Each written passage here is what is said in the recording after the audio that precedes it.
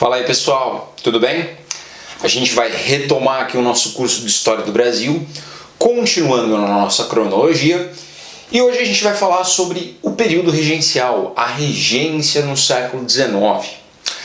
Nós vimos nas aulas anteriores, pessoal, todo o processo de independência do Brasil, né? A contribuição de Dom João, da vinda da família real para isso.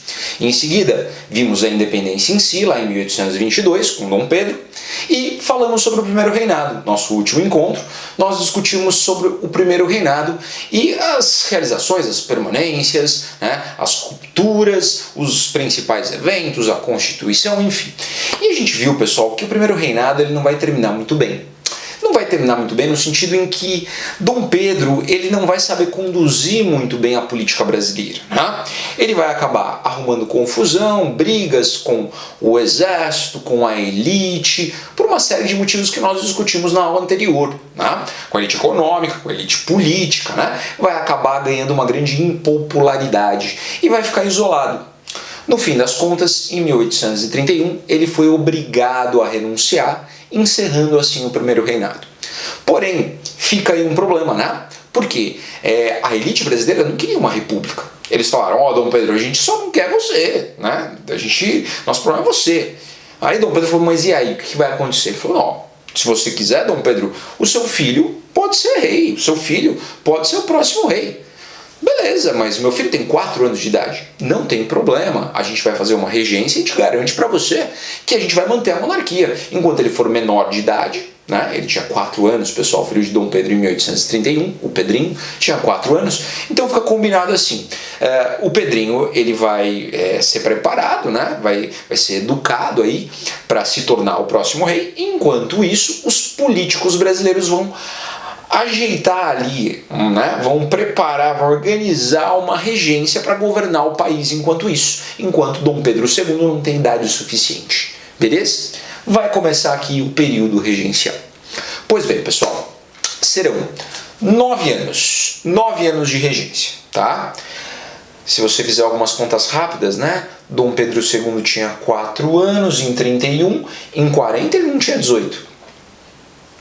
Percebeu? Percebeu que não bateu muito bem as contas? Né? Porque o segundo reinado começa em 1840. Dom Pedro era menor de idade. Mas isso a gente vai deixar para o final, tá? Vamos discutir aqui no final dessa primeira parte.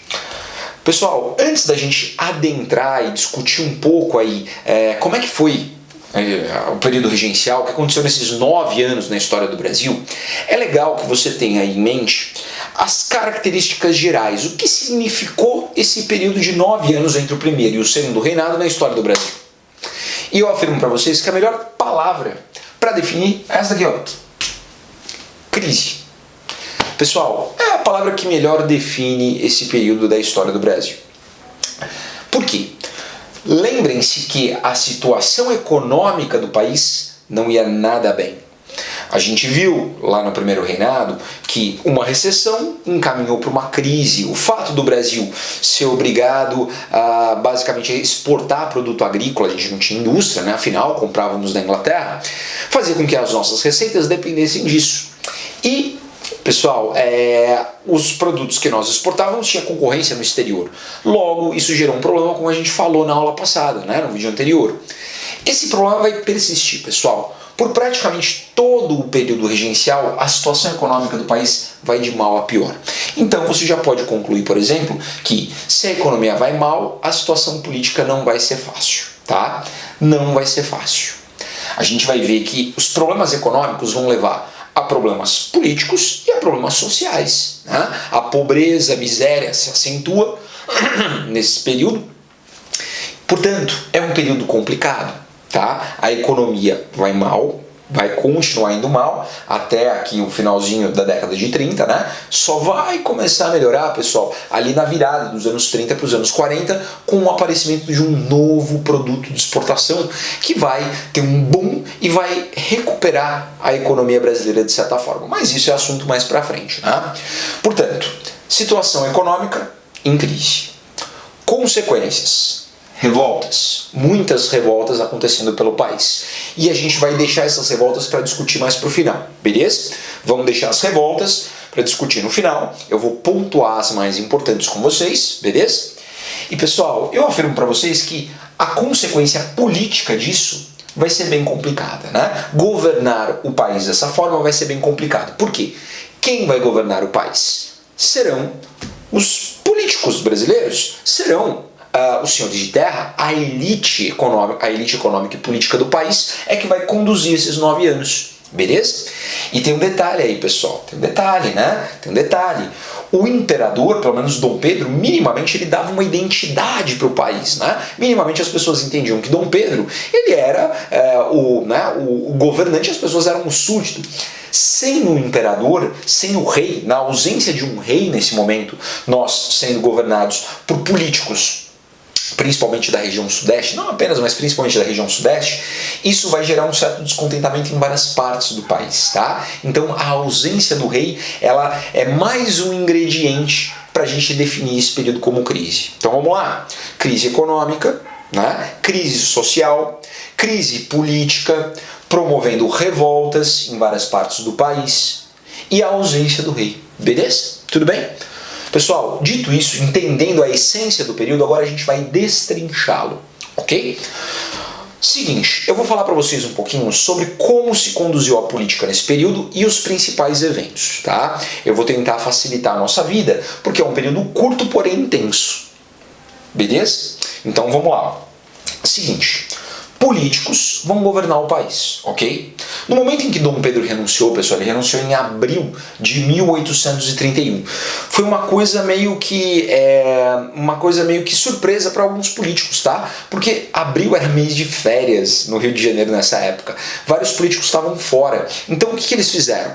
Os militares e aqueles políticos que deram um golpe, derrubaram Dom Pedro, eles se reuniram e falaram, ó, vamos fazer aqui uma regência com 3 pessoas. 3 regentes, beleza? Provisoriamente, até a galera voltar, até os outros políticos voltarem para o Rio de Janeiro, né? Dali um mês, mais ou menos, um mês e pouco, todo mundo retornando, a gente vai organizar uma regência com 3 regentes permanentes. A gente faz uma eleição, né? Dentro do parlamento, faz uma eleição e elege 3 regentes permanentemente. Tudo bem?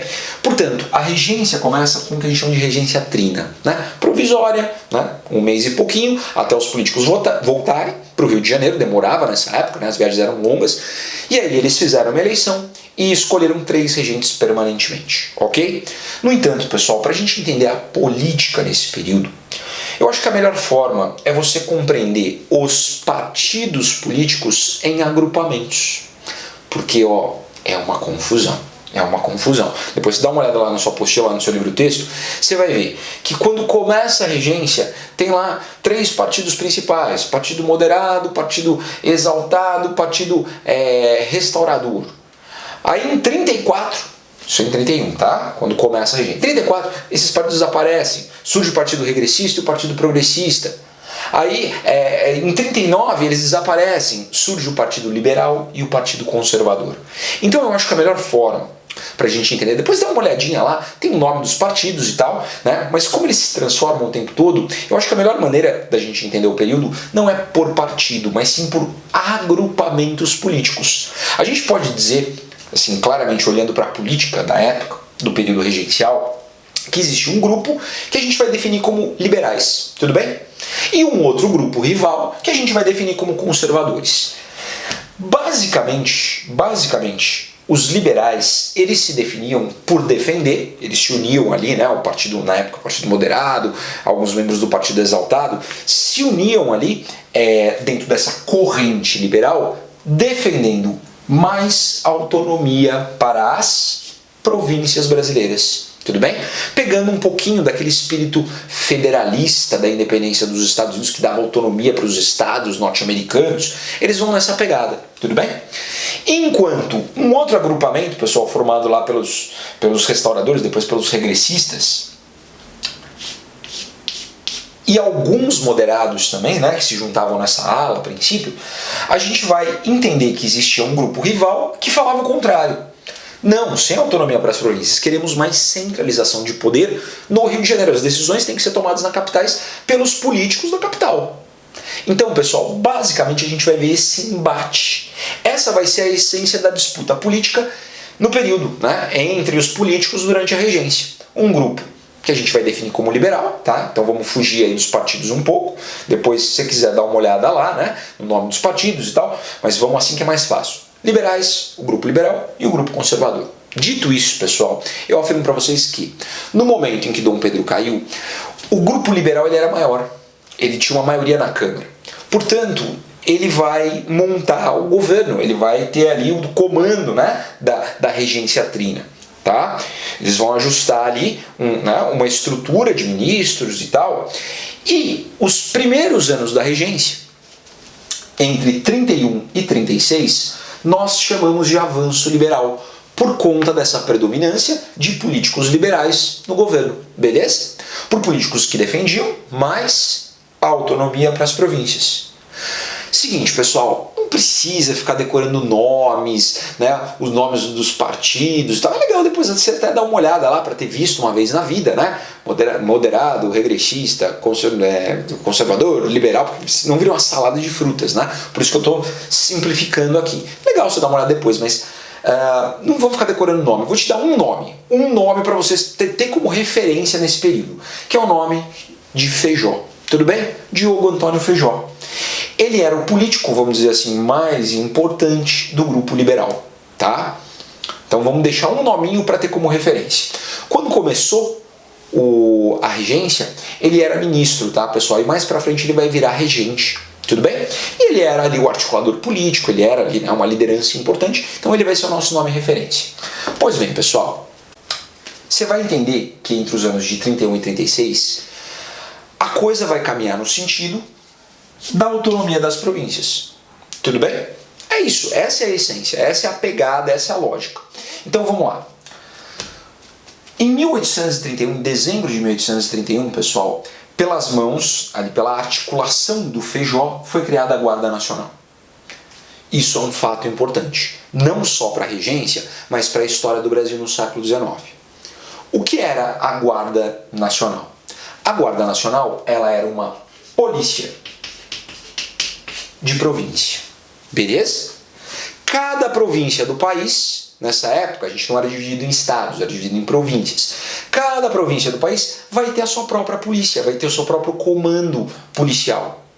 Seria mais ou menos, para comparar, pessoal, com a PM, a Polícia Militar. Se você quiser, dá para fazer essa comparação. A Guarda Nacional seria mais ou menos essa ideia, né? A Polícia Militar, que é uma polícia de Estado, né? Cada Estado tem a sua própria Polícia Militar. Não existe um comando nacional da Polícia Militar, tá? É uma polícia regional, regionalizada. Tanto que se você sair do estado de São Paulo, presta atenção, o uniforme da PM é diferente, né? O comando de cada estado da PM é diferente, cada estado tem o seu. Aqui é a mesma coisa. A ideia era criar uma polícia para cuidar dos assuntos, né, policiais da província ali, né? Ter uma certa autonomia, a autonomia policial. Tudo bem? Pessoal, inclusive a PM, ela celebra o seu nascimento. Pessoal, a PM, como a gente conhece hoje, nasceu em 1971, tá? Foi a militarização da PM. Mas a PM, ela entende que a essência dela nasceu aqui, tanto que ela celebra o aniversário dela na data da criação da Guarda Nacional. Beleza? Pega lá, pessoal. O hino da PM começa: Saudamos Feijó. Quem é Feijó, né? O hino da PM começa assim: Saudamos Feijó. Pessoal, saudamos Tobias de Aguiar. O hino de São Paulo sauda Tobias de Aguiar. Tobias de Aguiar era o governador da província de São Paulo na época. Tobias de Aguiar. Acho que você conhece Tobias de Aguiar. Inclusive, tem um departamento da PM aqui em São Paulo, né, que ganhou o nome em homenagem a ele. A Ronda Ostensiva Tobias de Aguiar. Já ouviu falar? A Rota, né? A Rota, pessoal, que é um destacamento da Polícia Militar. Pois bem, então a ideia é que cada estado vai ter a sua autonomia. Pessoal, isso daqui entregou o comando policial, entregou aí o controle policial das províncias para quem? Para os principais senhores de terras. Eles vão ser aí os comandantes da Guarda Nacional de cada estado, tá? Então, quando ela foi criada, o governo entregou na mão dos principais senhores de terras, dos principais políticos, dos mais importantes, esse poder de polícia, de organizar a polícia dentro da província. Pessoal, o posto mais alto nessa época da Guarda Nacional era o posto de coronel, tá? Então, os grandes senhores de terra que já tinham poder econômico, poder político, agora ganham oficialmente também poder de polícia, tá? Porque quem serão os principais coronéis? Vão ser os senhores de terras, ok? Beleza? Pois bem, pessoal, seguindo essa linha, né, de autonomia, em 1832 vai ser criado o Código de Processo Penal, ou simplesmente Código Penal Brasileiro, beleza? O Código Penal, ele basicamente organiza ali as regras de punições caso as pessoas cometam delitos, cometam crimes, né?